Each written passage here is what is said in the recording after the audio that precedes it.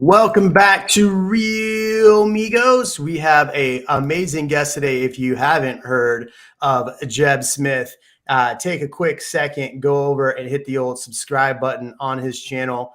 He is out of the Southern California area. He's got a great YouTube channel, mainly the beaches, right?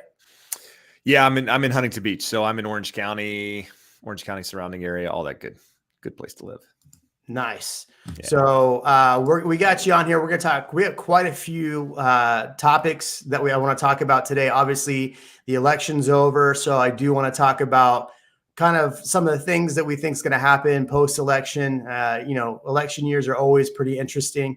So we'll talk about that. We're going to talk about some interesting news, and then we're going to talk about we got some fun stuff today, guys. We just got some fun stuff, and ladies. Welcome. By the way, here is Jeb's YouTube channel. Just go in there, find Jeb Smith. He's got some good videos.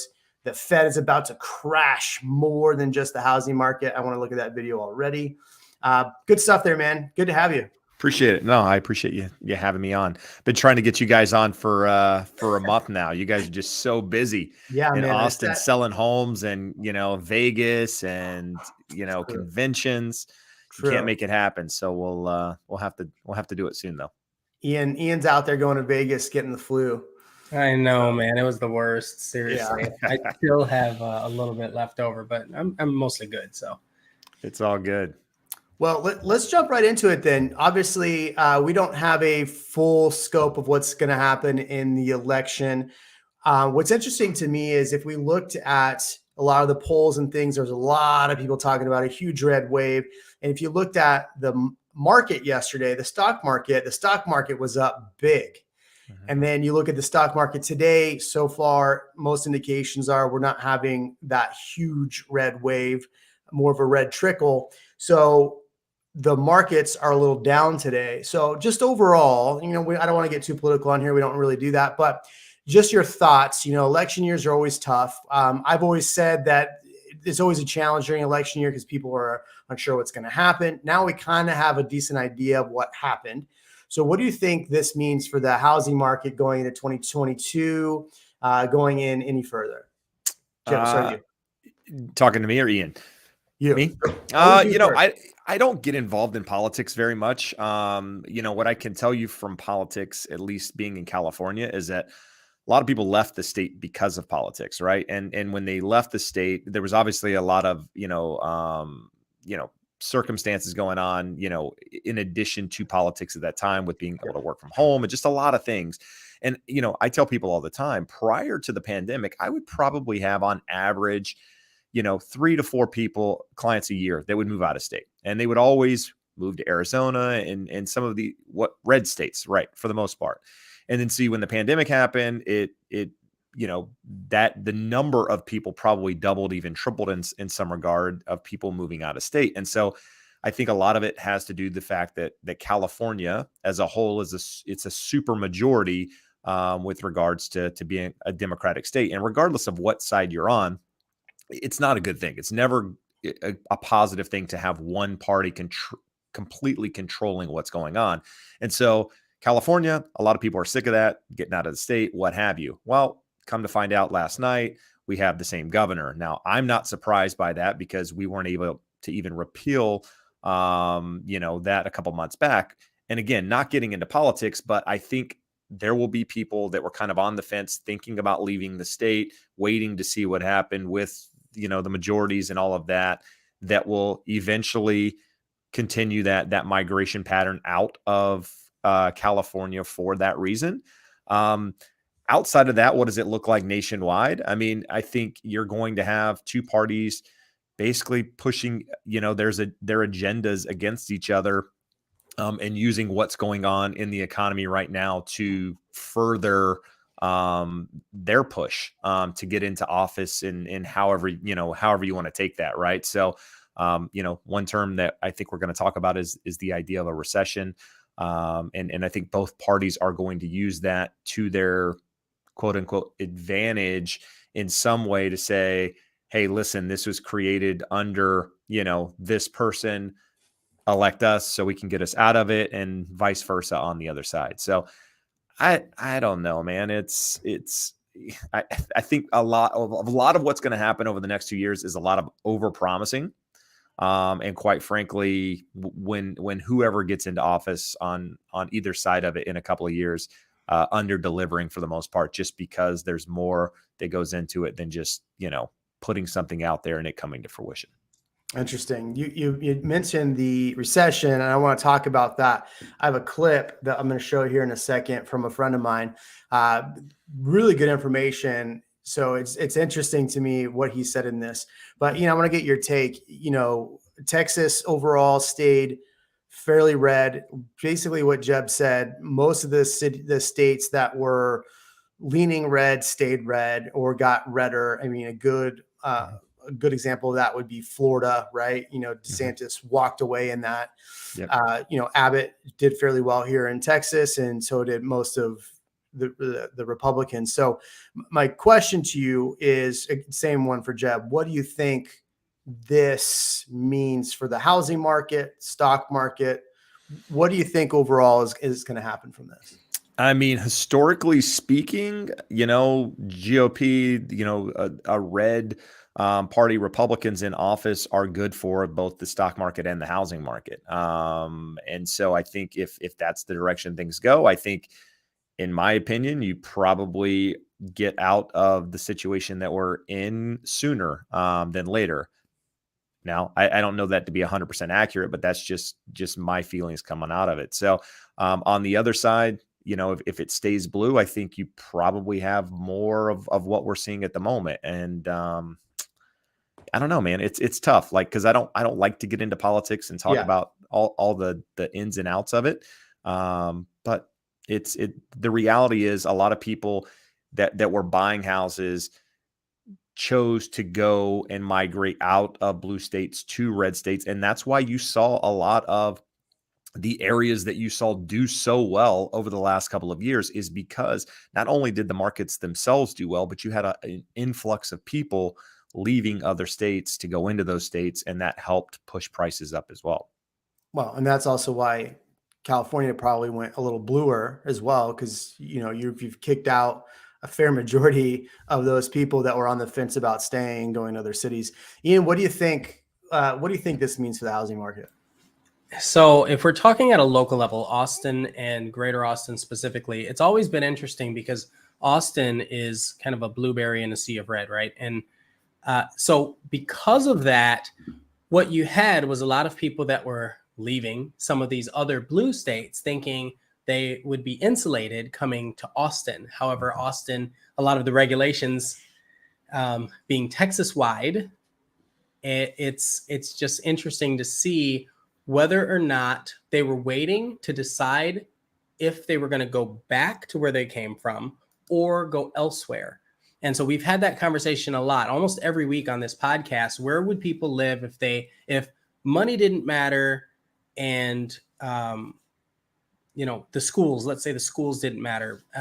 That's always going to matter. So people that came here for jobs, are they going to stay here? Are they going to go back? Do they need to go back?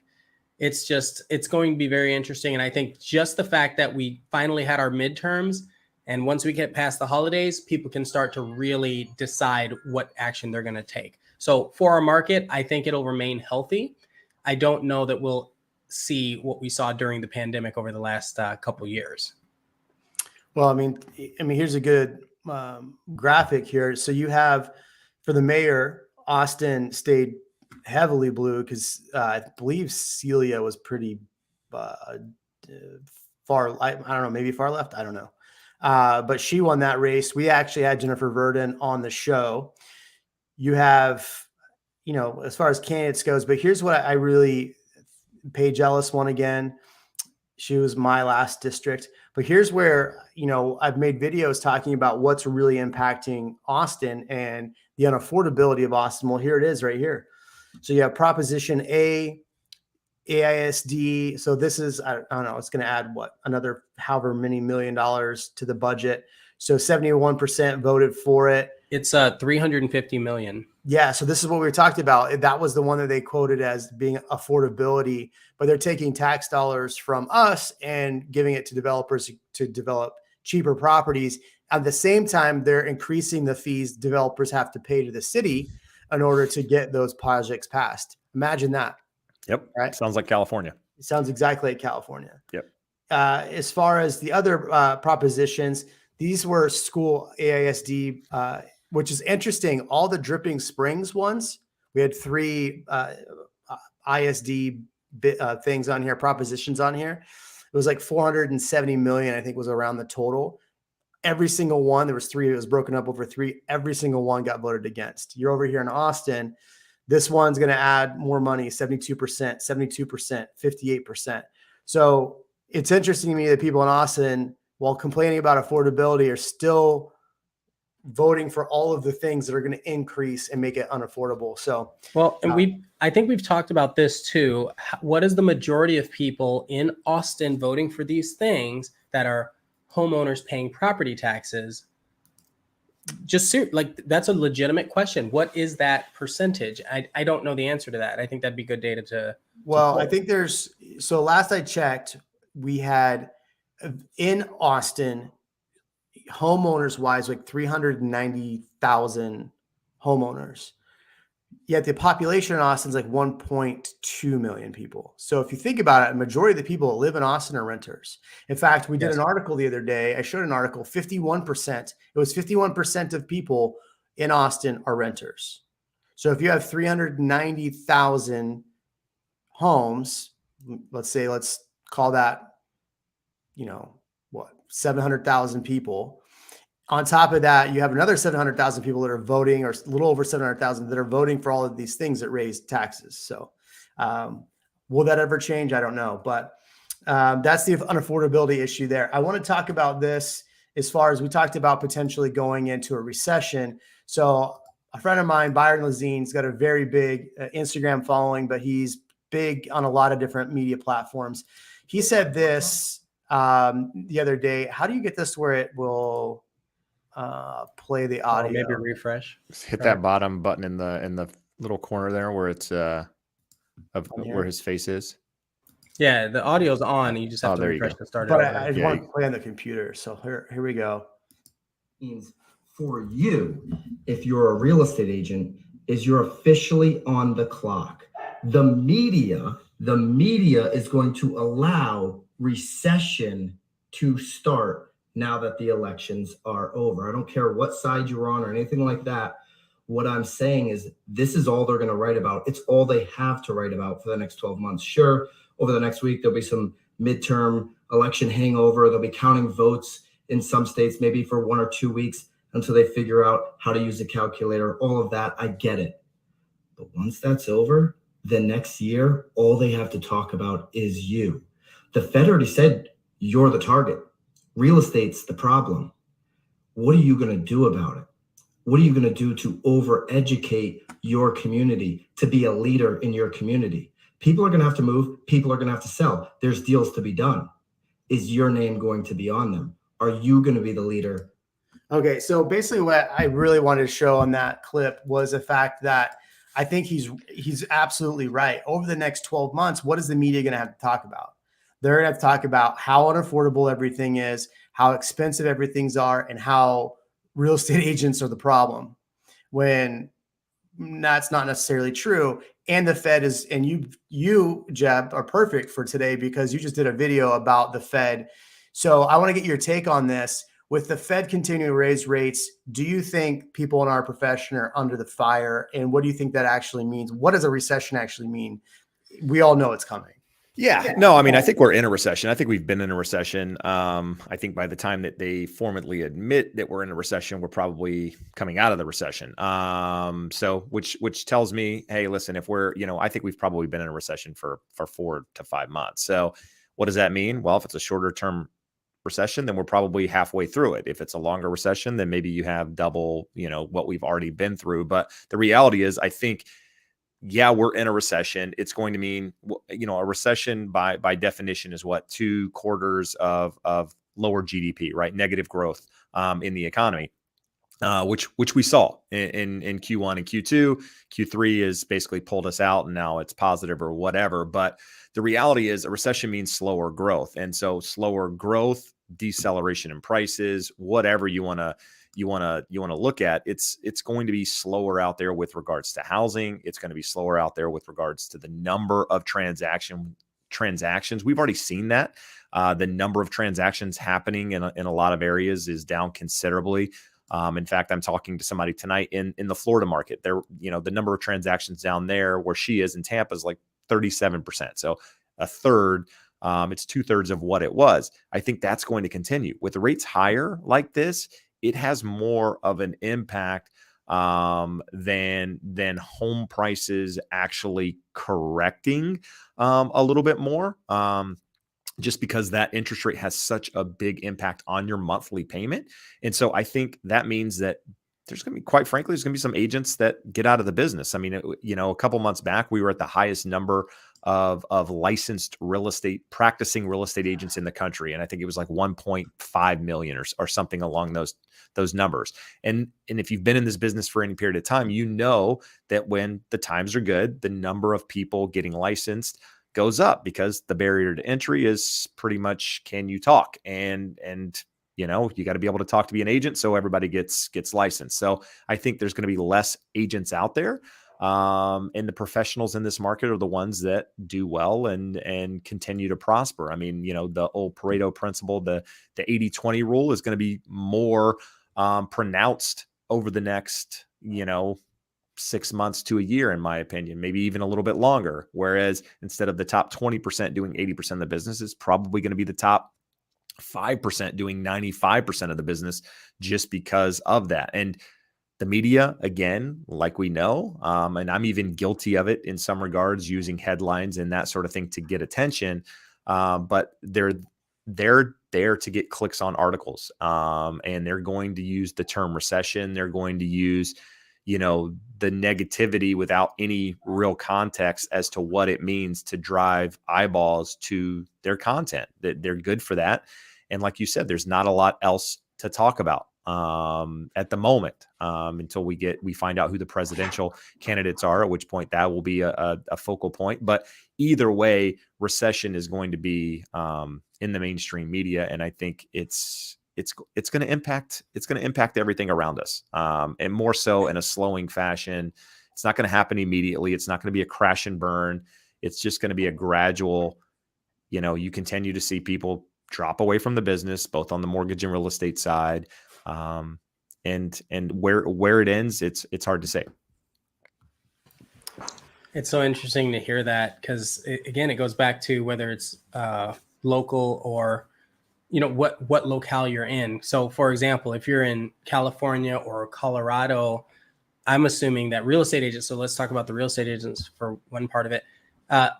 They're making it more difficult to get your real estate license, where places like Texas, I don't think they care. I don't think they've ever really cared.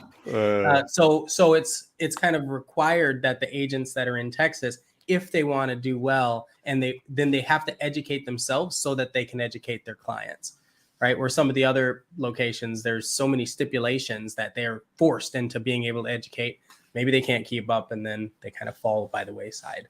But yeah, I do agree that we'll lose a substantial amount of realtors, and the Pareto principle will shift in this case. Well, what's interesting too, if you're looking at things right now, you're looking at the fact that Facebook has announced 13 or 18% reduction in Large staff, reduction. right? It was 11,000 jobs. I did a video the other day saying it was 2. It ended up being, I think it's 11 out of 87,000 employees. You have Apple here locally that's deciding not to bring on certain. I put a video out this week about it. Apple was supposed to, I think, hire 10,000 employees. They got to 6, and now they have a hiring freeze. Apple actually, a representative for Apple said that's not true, but who knows? I mean, I would imagine a lot of these people are a lot of these tech companies are having to reduce. I mean, if you think about it this way, this is what's happening, right? When the Fed increases the rate, the process and the cost to get money from one bank to another or from an individual that's trying to raise capital becomes harder. So when you have a harder time raising capital to keep things floating, you have to lay people off, right? That's the biggest line item on anybody's budget is payroll. So they're going to have to drop payroll. And so that's what we're seeing. The question is, as we're heading into this recession, how massive are the layoffs? Are they to the 2008 standard, right? Do we get back to that where now, I mean, the one thing we haven't seen, I'm curious to hear from you on this, Jeb. So we haven't seen yet. I know a lot of people are talking about there's an increase in foreclosures, but that's really an increase in foreclosure notices. It takes a while to foreclose. Yep. So we're not going to see any foreclosures really until, if this thing really kicks off, maybe June next year, July. Right.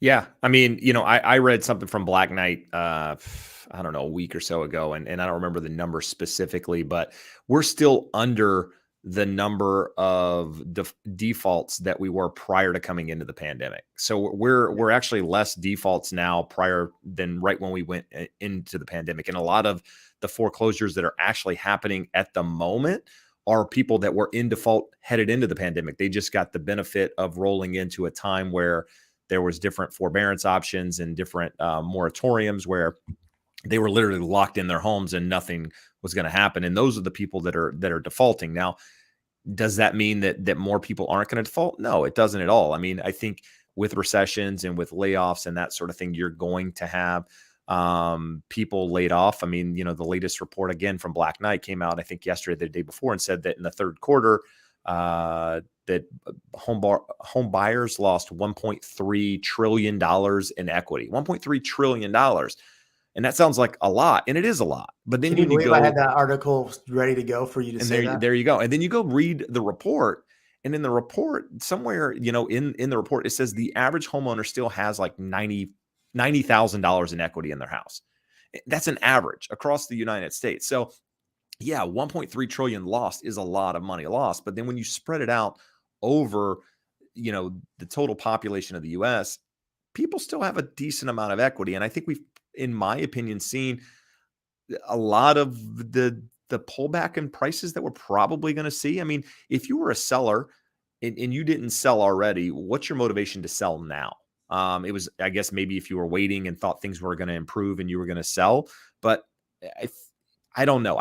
Prices are sticky to the upside. And in this case, I think more so just because so many homeowners have locked in such a low interest rate. So I think that keeps defaults at a low. As for, layoffs and that sort of thing, I think the unemployment rate in the last crash was like over 12%. We're currently at 3.7% unemployment. And is that number incorrect? Maybe to some regard, maybe it's a little bit higher than where it is currently. But I do believe that if we see an unemployment rise, again, that gives the Fed an opportunity to at least pause what they're doing and should bring inflation down. With less people working, less money spending, recession happening, all of these things that we talked about means less money circulating the economy, which means in theory, inflation numbers should come down some. And we know that interest rates follow inflation. So, there's a lot of moving pieces here, and it's really hard to say that, hey, this happens, which means this happens. And so there's just too many things that play off one another. But I do believe that at some point, probably within the next 6 months, we see inflation numbers come down, substantially from 8% where we're sitting now. In fact, we get a report tomorrow, and in turn, that really should be lower just because of the year over year how they calculate inflation, which should show that inflation is actually going down. But I don't think we've truly seen the result of what the Fed is doing with raising the Fed funds rate because of the lag that they've talked about. And so I think once that lag truly kicks in, that's when you start to see numbers. Do you think they raised too quickly then? I do. Yeah, I think so. Because I mean, I try to find something to compare that to. Like, hey, listen, if we did, like, in my business, it's hard to do that, to come up with, a something to relate that to, but they've gotten super aggressive. So over 2 months, just say 2 months back to back or 4 times this year, they've raised 75 basis points. So that's 3% in the Fed funds rate they've raised in 4 months. So how long does it take for that Fed funds rate to actually impact the borrowing rates from banks, consumer spending on credit cards, student loans, nobody has to pay, but all of the other stuff out there, it takes months for that to impact people. And so I think you haven't even seen the effects of what they're doing and how that results in impacting the overall numbers. So I believe that interest rates will come back. And at some point, maybe that puts up more of a bottom in where house prices can go, and not in a bottom in the sense that nobody can sell below that, but a bottom in the sense that, hey, listen, if I'm selling my house now, okay, rates are back down. I was considering selling. Now it's at a number that I feel comfortable with. It's not 3%, but hey, now we're in the mid 5s. I'm willing to make that jump. I'm selling my house at X. I'm buying my house at X. So it's essentially a wash, right? I'm not making quite as much money on my sell, but maybe I'm buying it for a little bit less money over here because prices have come down. I'm willing to do that. And I think there's a lot of people out there in that position that are willing to make that move if and when something happens in the economy that kind of, that relief, if you will. But I don't think a recession, I think, last thing I'll say is on layoffs, the greater majority of people, in my opinion, they're going to get affected. And I'm not just saying this. This is historically speaking, are at the lower end of the pay scale, the wage scale. Those people are affected the most. And typically speaking, those people aren't homeowners. And good or bad, indifferent, however you want to look at it, it's the reality. And so the idea that, hey, listen, all these people are going to be, laid off from their work. Yeah, there will be some high-end paying jobs where people, Twitter, right? I saw some videos of people being laid off there. Those people will be affected.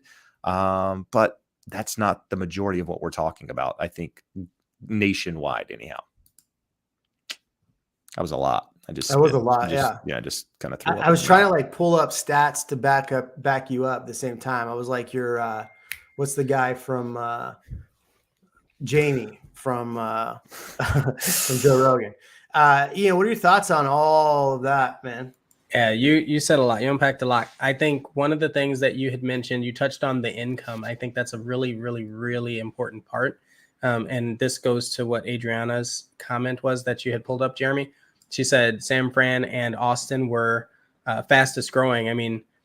If we're listening to what Jeb said, and I think I agree, I think that they might be considered fast growing. I don't know the criteria, but they might be considered fast growing because they're high income areas for property owners. But you have a lot of people that can move pretty quickly into a rental. I'll give you an example. I had someone call me earlier today. She's like, I got to be there in 2 months. Doesn't have a job, doesn't have a house, never owned a house, looking for a certain price point. Well, she's moving into a city that already has high income earners.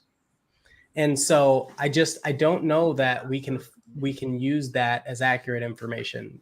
I don't know what fastest growing means, right? It's too vague right now. There's a lot more to look at.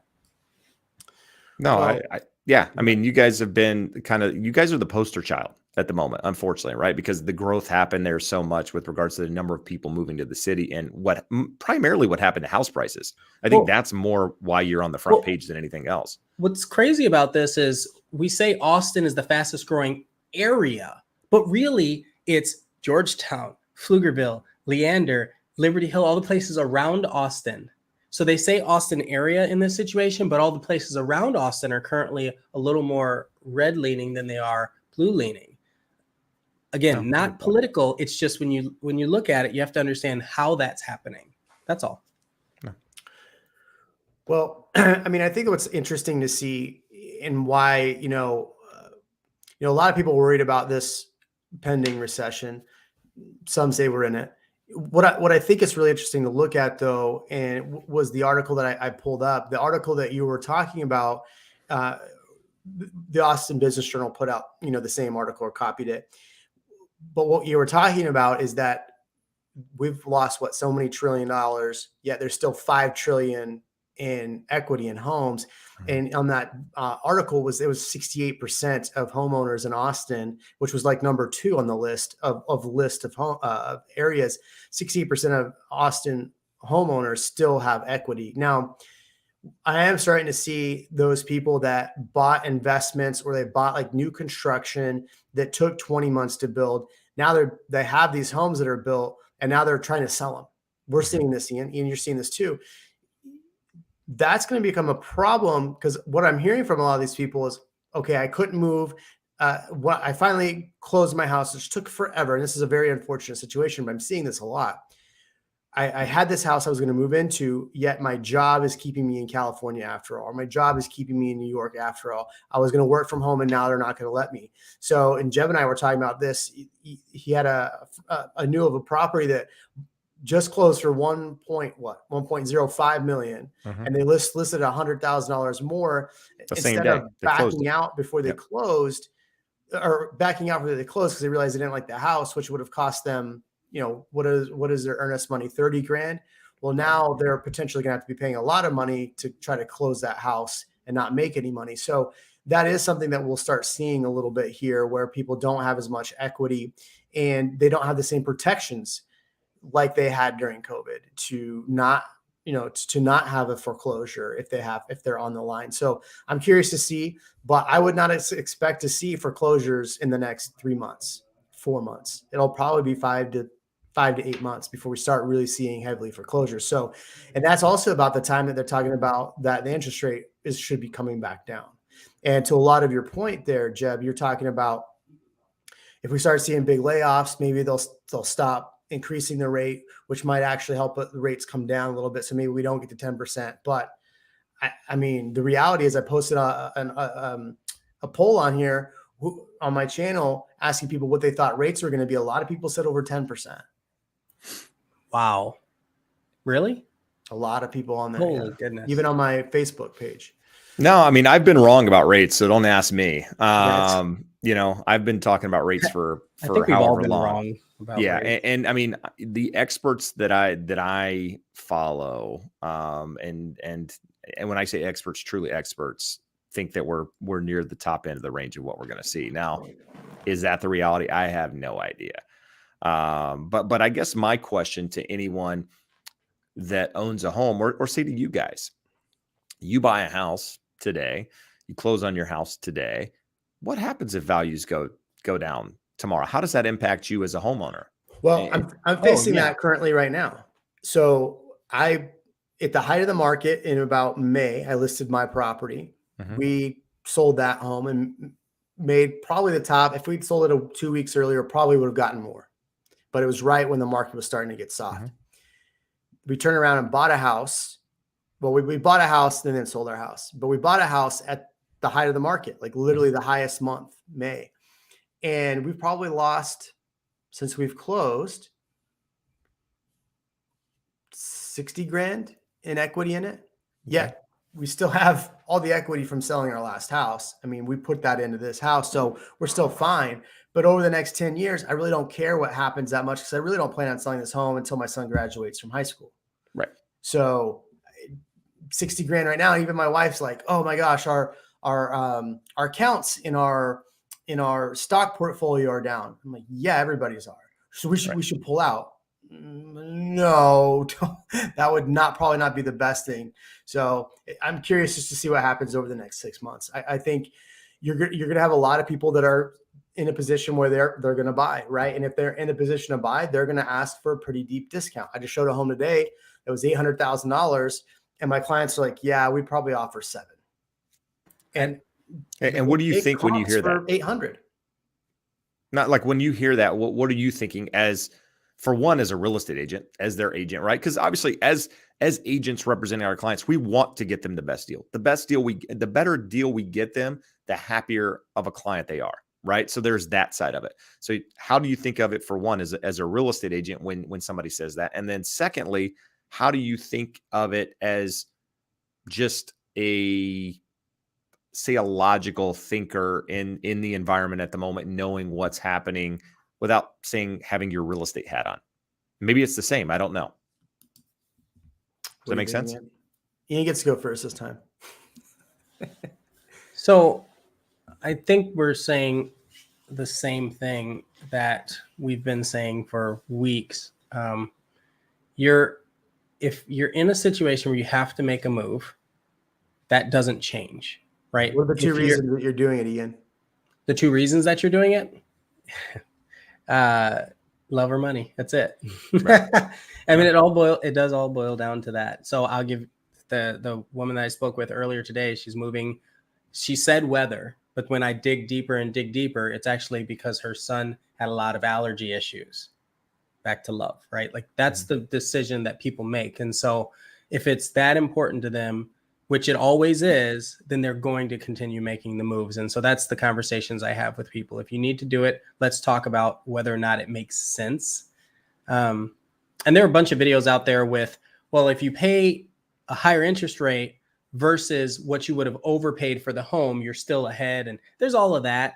But really, it's just going back to what is the motivation for the client and whether you have your hat on or not, or real estate hat on or not. What's the motivation for you? But I guess what I'm asking is when a house is listed for 800,000 and your client says, I want to offer 700,000, are you as a real estate agent thinking, hey, listen, the market's slow, that's a realistic offer? Or are you still thinking, hey, listen, prices haven't dropped $100,000 yet. That's crazy. Oh, no. That's a pretty easy answer. I think we still look at the comps, right? Like we still look at what's going on. And I try to have the conversation with the client about what they're planning to negotiate. Because right now you're able to negotiate more after the fact. And depending on the client's background is how I'll say it. Some of them will say, no. Part one, we get the price. Part two, let's then negotiate repairs. Part three, let's then negotiate something else, right? Like what they can. I don't think you can just blanket statement, let's offer 100,000 less. It's almost never that easy, but there are a lot of situations where you can, that we're looking at it, hat off, hat on. It does make sense to offer less than what's listed because you have a lot of people that are still overlisting it. Agreed. 1,000%. I think, it's all relative. So I had a client recently that it was a brand new, it was an A and B unit just listed for like 1.3 million. We offered $1 million, which I said was crazy. They told me the lowest they could come down is 1.25, and we came up to 1.1. They wouldn't come any lower. We wouldn't come any higher. That was that. Then we went and wrote an offer on a property that just listed for 800 in North Austin, and they had multiple offers. They wanted me to go from 800 to 860. And my client was like, no, I'm not going up that high. I just had it today. I mean, we're showing a home for 800. They're telling me 7. What's going through my mind is every single homeowner, regardless of when you purchased your home, they have a floor at what they can't go below. Mm-hmm. So yeah, you can offer $100,000, but that floor might be 60,000 below. So I just had a client that we just finally closed the other day.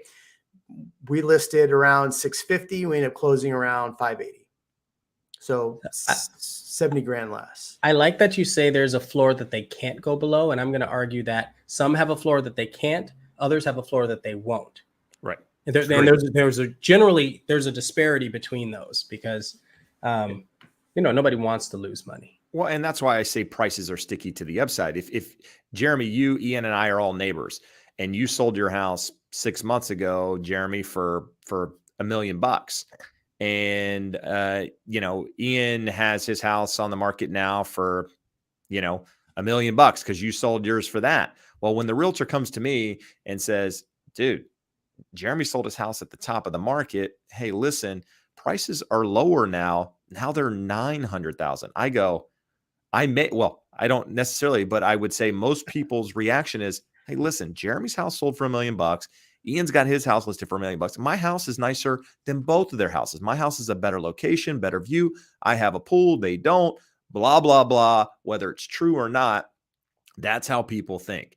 And that is one reason, unless people have to do something, I say they don't. They're stuck in that property, whether they like it or not. They're more willing to stay with something they don't like, the girlfriend that they don't really care for. They're willing to stay with her because, hey, at least I got a girlfriend versus make the And hard she's got decision low and break interest. up Hopefully she's got low interest rates, right? versus break up with her and go find somebody else just because it's hard right now and you're going to be paying more money to do it. So maybe I'm wrong. I don't know, but I can tell you that there are opportunities in the market. I mean, I've seen them. I just sold a property where, hell, my client didn't even take my advice. He left money on the table because he, in a sense, was panicking as what's going on. And so it's interesting for sure. The panic buyers and sellers. That's to Mark's point up above. He said, you forgot ghosts, Ian. I think he's referencing a seller I had. They bought the house and then they felt energy. Ooh. And then they said, we got to get rid of it. I was like, oh, okay. So that still falls under love. I was going to say that falls It's under a love and money love still. type thing, right? You're like, okay, I don't like this. I'm leaving. So it's still love. Yeah. I mean, you guys got time for a quick story? Yeah, I want to say this real quick. Yeah. Weird time in real estate right now. Buyers are acting like it's 2008. Sellers are acting like it's 2021. And agents think the best way to explain the market is by pointing at disappearing captions. I'm so sick of freaking Instagram stuff on my like realtor. No, it's hilarious. Yeah. But all right, let's do your story. I'm gonna make that video. No, I mean, I was just going to give you this quick seller story. So property's listed for 425, been on the market maybe 2 weeks. Is it overpriced? Maybe a little bit, $5,000, something like that. Nothing substantial. 2 weeks, seller's panicking. Hey, listen, I really want to sell this property. And we talked about goals. Like, do you have to sell? No, I just really want to sell, blah, blah, blah. Anyway, 2 weeks goes by, doesn't get any traction, says, hey, listen, I'm thinking about lowering it to $399. I'm like, oh, that's a pretty big jump. We're talking 3% right there. And I said, let's just see what the market's doing. We're getting some showings. Let's just see what happens. We end up getting an offer, and the offer comes in at $395 cash, 14-day close. So I go to my client. I say, hey, listen, I talked to the agent first and I said, hey, listen, not sure my client's going to accept $395 and, probably going to come back with a little bit higher offer, maybe somewhere closer to the middle. Only been on the market 2 weeks. We're getting showings, blah, blah, blah. Completely understand. My clients just wanted to start here. They're expecting you to go higher, whatever. I go back to my client and say, hey, listen, this is the offer, but I've already had a conversation with the agent on the other side. He knows we're going to counter. And I think, this is where we should counter. And I said, I think it was $415. So $20,000 higher than the original offer, still $10,000 less than where it was listed. Okay. I trust you, blah, blah, blah. Type up the counter, send it over, calls me back 10 minutes later. He's like, you know what? I thought about it and I just want to accept their offer at $395. I said, dude, you're leaving at least $15,000 on the table, at least $15,000. I've already had the conversation. I have confirmed that they aren't going to walk away. Literally, we just got their offer 2 hours ago. They're going to respond same day, blah, blah, blah. No, accepts it, moves on. So this guy's panicking in an environment, rightfully so, right? Rates are high. His house set for 2 weeks and he didn't get any activity. And somebody ended up getting, the house probably for $15,000, $20,000 less than they probably would have paid had my guy just, taken a little bit of time and been willing to negotiate. So, well, for the longest time though, think about this though. We're going to talk about this Houston Bay Area living. Since so many iBuyer programs are at the red open door, what are your thoughts on iBuyer agents seeking out those sellers who we're going to talk about this in a second, but to my point that I want to make about iBuyers, we're going to talk about iBuyers in a second, is the fact of what you just said. So many people went to iBuyers because they didn't have to have showings. They didn't have to be on the market. And for the most part, Open Door, who just took $1 billion loss this last quarter, they're fine. They were buying these homes for over what they should have. So it's okay that I think some buyers are getting better deals right now. Yet some of these sellers, if you think about it, peace of mind is why they're moving, not necessarily money, right? And that's what we saw at the iBuyer program. Ian, you're going to say something. Yeah, I just wanted to answer Don Draper's question. Oh, yeah, that was a good one. Couldn't you just ask sellers what their bottom line price is right off the bat? I don't think sellers answer that truthfully. That's the first thing. And then the second thing is it seems a little sus. right? When you ask somebody, hey, what's your bottom line price, right? Are you paying cash? Because that's a different conversation than what's your bottom line price, but I need you to pay my closing costs and all of these other things. Now, we try it. We do try it. But almost all the time, there is, what do you call it? A buffer. Yeah. When you ask that question, there's almost always a buffer. Well, I'll add on to that. So when I'm at a listing presentation and the client's telling me, hey, listen, we think, where I say, hey, listen, I think this is what it's worth. And I always ask them what they think it's worth, right? And I come back and tell them what I think it's worth, right? Oftentimes they'll want to say, well, my bottom line is this. And I say, hey, stop. Like, I don't want to know your bottom line. As your real estate agent, my goal is to help you maximize price. And by you telling me your bottom line, if we're in any sort of negotiation, not that I'm just going to go to your bottom line, but the fact is I know that you'll accept that based on a conversation. And when people know something, they tend to kind of lean that way. So I tell clients all the time, I don't want to know your bottom line. Now, as a buyer's agent, I'd love to know the bottom line, but as a listing agent, I don't feel like, that's something that sellers should be giving out, if you will.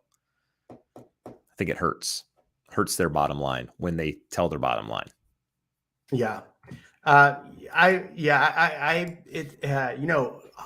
Bandana, who's another YouTuber friend of ours, he actually did a video, and this was wild. He would, out of the blue, call an agent and record it and be like, okay, so my client is looking at this house. You have it listed at 450.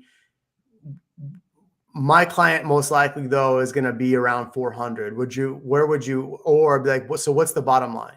And so he actually did phone calls doing this. And I was surprised at how many agents, I would say it was 50-50, but some agents were like, look, I can't give that information. Send us an offer and we can talk.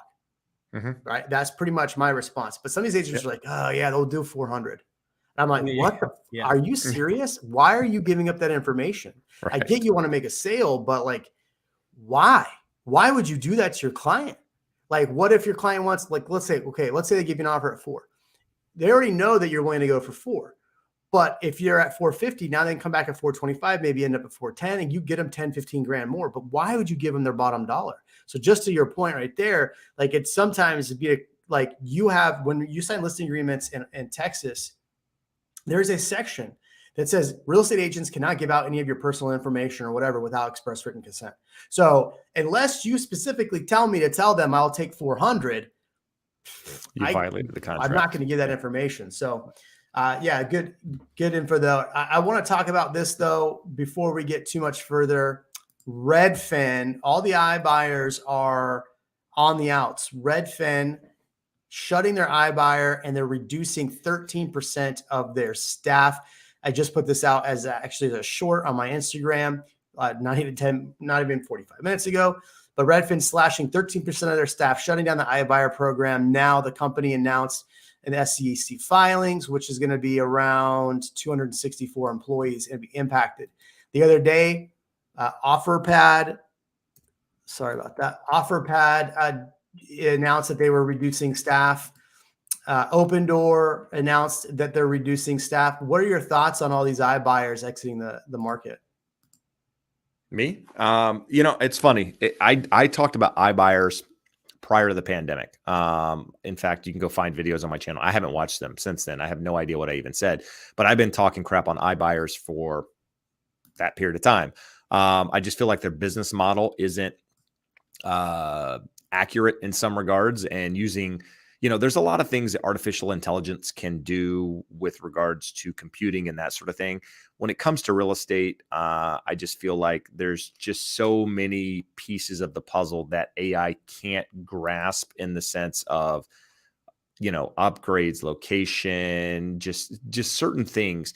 And it makes it really easy to overpay when you're using a computer and not somebody on the ground that truly understands what something is worth. So I think you're seeing the result of somebody trying to not dismember, but disrupt the real estate market by saying, you don't need an agent to list a property. We can do it. We're coming here and buy it, and that sort of thing. It's that exactly, in my opinion. And I don't know. I think we as real estate agents, even the consumer, was making comments last year that, hey, these people are overpaying for properties. And we knew it as agents. And now it's just being proven that, hey, listen, we were all right in what we said. And so, I mean, hell, funny story. I actually got a notice in my mailbox yesterday from Open Door wanting to buy my house. And so, here we are today. They're announcing that they're quitting their iBuying program. So their marketing team clearly didn't know. Here's my question. Do they care? No. No, right? Like, as a company that basically raked in all these properties, sure, they may have overpaid, but now they have all this equity. And how many leads, how many people calling saying, oh, I want to see this house, or I want to do this. How many people called them asking for something because they had those houses available for listing? They called them exclusively, and then they made a commission off of it or revenue off of it, right? I think that, and I haven't looked at their balance sheets, but I think that if they could make a lot of money and then put it in the right places, they're fine. It's not like they were struggling. But it's just like any other realtor. We were talking about realtors getting out of the business. I mean, they're the same thing. They see the writing on the wall. They said, you know what, this isn't for us right now. Let's buckle down, focus on our fundamentals, what we were doing first, and we'll get back to it later. Right. So what's interesting about this is, for the longest time, iBuyers, discount agents have, been coming after the real estate agent. So I looked at the iBuyer as more of a pass-through for investors.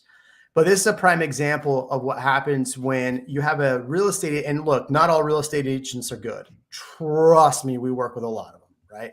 I would say, 80, what is probably like 97 or 93%. 100%. Yeah, only 7% probably actually do all the business, less than 10%. And then the other half. Not saying the other 93 are bad, just that you have agents that do more business than others. What I find interesting is that good real estate agents that run their business like a business, they care about their bottom line. They care about everything, right? They care about their client, they care about their client because then the client is going to turn around and refer them more business. They're going to take care of that client because then the client might buy another home with them. Whatever it is, they're trying to do the best for that client. When you're using other people's money, you don't give a shit about anything else other than making a buck. And when you care more about making a buck, this is a prime example. All of these iBuyers only cared about making a buck. They didn't care about the person they're buying the home from. And I don't think the person selling the home really give a crap about Open Door or any of the other iBuyers, right? They didn't. They just wanted the money. So I get why these iBuyers and these discount agents don't last, because they can't run it like a business, because usually they're working with other people's money.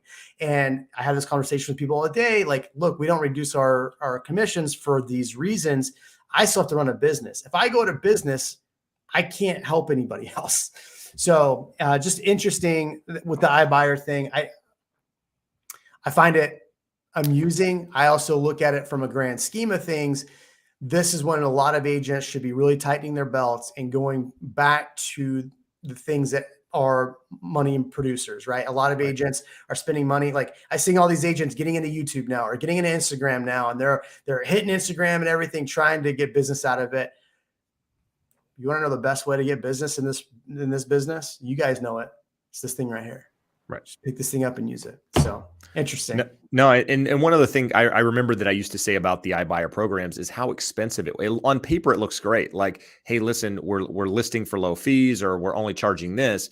But then when you go look at the bottom line, the fees that they're charging are typically higher than what a real estate agent would charge you to sell that house to start with. So, and in fact, I think that's proving to be true, because one of these guys is getting sued for a lot of money, because it was kind of a false pretense that, hey, listen, you're saving money by using us, when in fact it wasn't. Right. And I think, I believe it was Open Door. That's it might have been. I can't remember, but So here's a great article. Send me that. Yeah. We talked about on this channel not too long ago. I think pretty sure it was Open Door. So Don Draper says, it seems like there are a lot of incentives, rate buy down, closing costs, etc. on new builds in the greater Austin area. Do agents negotiate price for new builds? So we've talked about this, Don, several times on the channel. Yeah, Ian and I both have negotiated not only on the price, but the incentives, especially right now. These builders are going to give you more incentives. And, I talked about it on another video that some builders were doing like 4.9% interest rate. One showed 3.9% interest rate. Taylor Morrison was giving like $53,000 back towards closing costs. And we had Sarah on the channel. Sarah's a good lender, friend of ours. And Sarah's like, look, not all the time can you take that 53 grand though.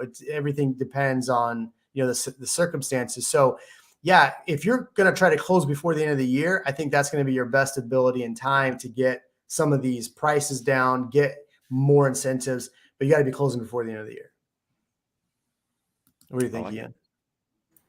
Oh, 100%. I think just looking at what it is, when you say negotiate, what are you asking to negotiate? Is it just the price? Is it some of the other elements? I mean, sure, everybody wants to negotiate the price, but at the end of the day, it's really just what your savings are, right? Not the sales price necessarily, but we always do negotiate, or try to anyway. Not every builder will have it.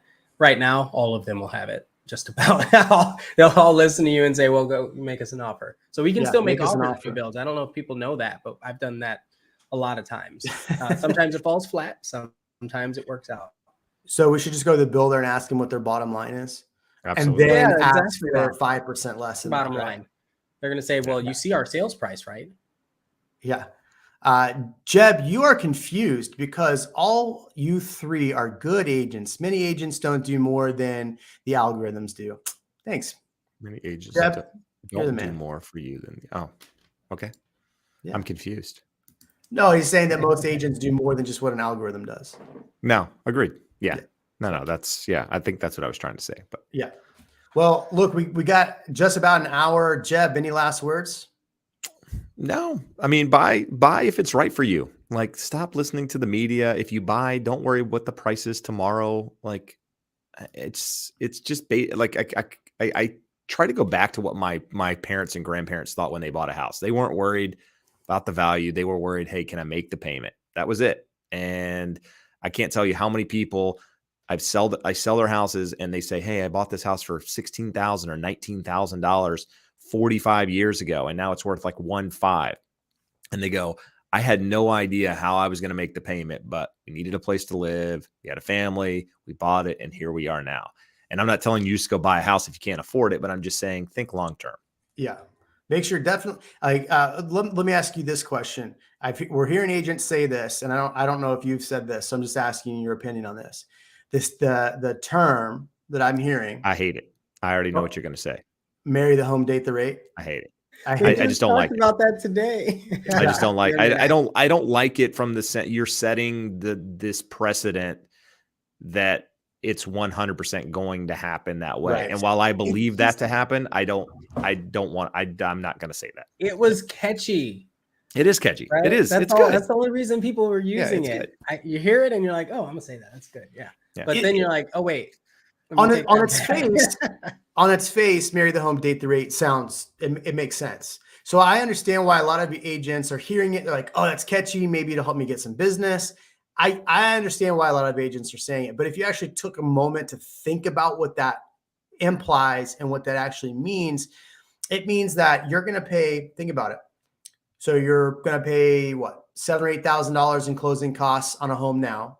And then in 2 years, hopefully you can pay another $7,000 or $8,000 in closing costs to get the rate back down. Or you roll it into the loan and the rate doesn't decrease as much as you hoped for. And there's all sorts of there's a lot of underlying issues. Yeah.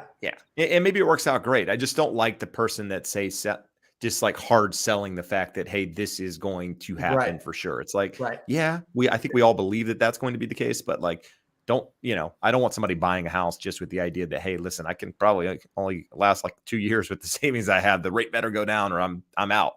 That sort of mentality. It's unfortunate because that's how people have been winning listings for so long, right? They'll just say, oh, I guarantee I can sell it for this much more than the other person. And you're like, oh man, how many of those agents are signing those, like, if we don't sell your home in 33 days, we'll buy it contract? Oh yes, I remember those. Where are those? Those are coming back soon, I'm sure. there is a pretty prominent agent. There's actually a few of them here in Austin they're doing that. And that's so, but think about it. That is the iBuyer space. right? Before the iBuyer space got big. Because if you think about it, if I said, hey, Jeb, your home is worth 400,000. I'm going to pre-write you an offer on this for 385. My bottom If I line don't is sell 250. it, if My I don't bottom sell line it is for 400, I'm going to buy it myself for 385. Right. But I'm still going to charge fees and everything. So you're like, yeah, sure, I'll sign that.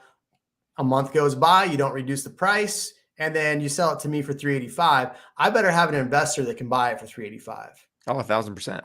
So, it's again, you're playing with other people's money. You're not playing in those scenarios. I know a guy that he works with new builds where he gives a discounted rate because he actually doesn't have to help the buyer at all on the buy side. He's just the name on the contract, gets 3, 4, 5, whatever percent, and then sells their home for a reduced fee. And part of their thing is if we don't sell it, we'll buy it. Well, he's starting to buy homes. Yeah. And they're starting not to offer that anymore.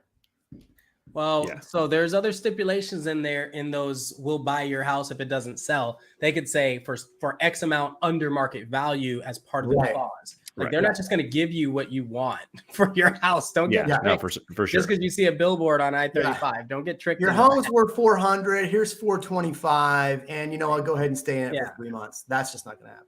Yeah, no, those days are done. Yesterday or today or whenever Open Doors said I'm out. That's a bad investment for many people. All right, well there we go. That's it. Real Amigos, we're out. Jeb, thank you so much. Jeb, catch us on Jeb's channel pretty soon here. We're going to come on for a conversation at some point, maybe next week or this week. I don't know. So check out his channel. Definitely subscribe over there. We'll do it. Do me a favor. When you go into his videos and you watch them all the way to the end and then write how much you love Jeb in the comments. Yeah, do that, please. Yeah, please. All right. Thanks, we'll guys. the next one. Thanks, Jeb. All right.